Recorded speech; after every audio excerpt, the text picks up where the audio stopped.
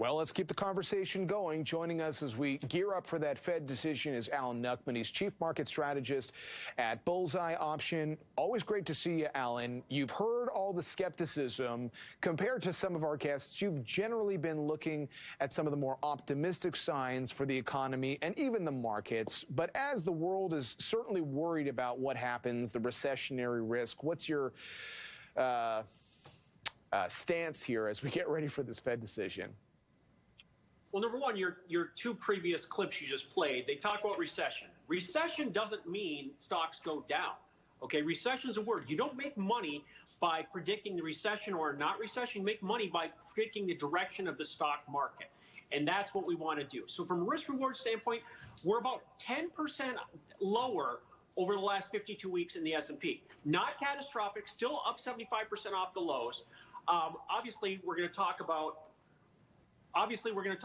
the interest rate and what impact that has in the future. But again, just the word recession seems to be a big answer for a lot of people. But that's not asking the right question. The right question is, how is the stock market going to react? And we've already had a pullback. We've got the S&P PE ratio now below the 10-year average. So stocks are cheaper than they were.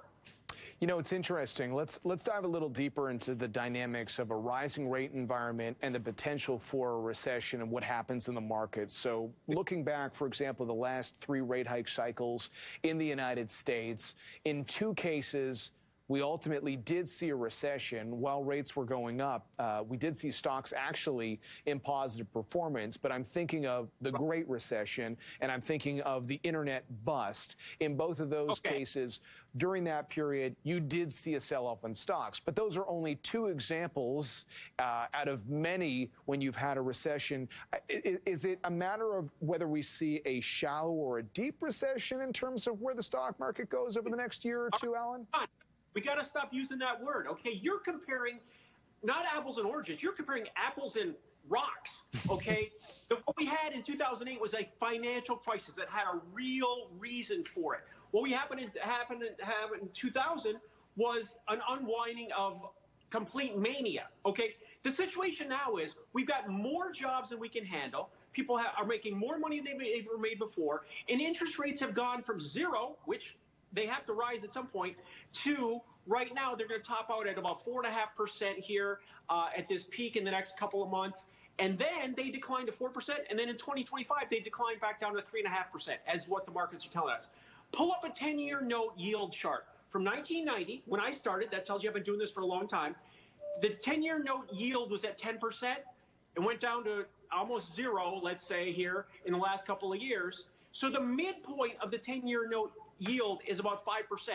We're at 3.5% right now. So that market is telling us that this action is a sign of stability, and yields at 3.5% are still not scary. Consider what they were back in the 70s at 18 and 20%. And just to build on what you're talking about, if there is a successful fight against inflation, that is presumably the kind of thing that would set up the table for a potential new bull market, Alan. I get where you're going on some fronts. I think what people are trying to figure out is what's going to happen in this interim period, especially since we're just not going to know how the interest rates take hold in the economy until we get there. And some people seem a little bit nervous about pushing a little too aggressively in the short term to compensate for the inflation fears, and whether that just makes things a little rocky for this next 6 to 8 months. So how are you playing the markets right now? Well, I'm still optimistic. There are plenty of stocks that have had nice bottom bases. If you look at the overall S&P, we're about 3 months away from that bottom low. And just a month ago, 1 month ago, we were at 4,300 in the S&P. So yes, we've come back. This 3,900 level is very important. It's a halfway level. It's bounced off the bottom. Again, I'm still very optimistic in the big picture. Corporations are making record profits, and their margins have increased dramatically because of this inflation issue where they're able to raise prices. So my bottle of Coke, my bottle of Diet Coke, I don't have it right here, has gone from $1.80 to $2.80 for a 16 or 20 ounce bottle of soda. So that hasn't changed. The commodity prices haven't changed dramatically, but they're able to raise prices. So that's a function of where we are. in this economy. So I'm certainly not a doomsdayer. I want to see how we react here and if we can avoid taking out that previous low.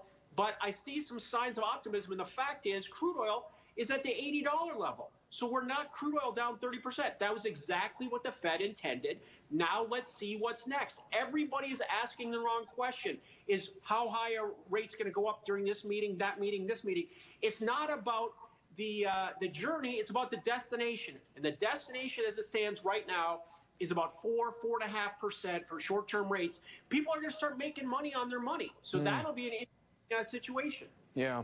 And I'm a Coke Zero kind of guy, Alan, but I get your analogy there. Hey, before I let you go, for those who are watching the instant commentary today, the only thing we didn't really get into, you talked about a very strong labor market heading into this rate hike cycle. But we might get some clues from the Fed today on what levels of unemployment they are predicting, feeling comfortable with as they raise rates going forward. Is there anything in particular you're going to be watching for tied to this Fed decision today?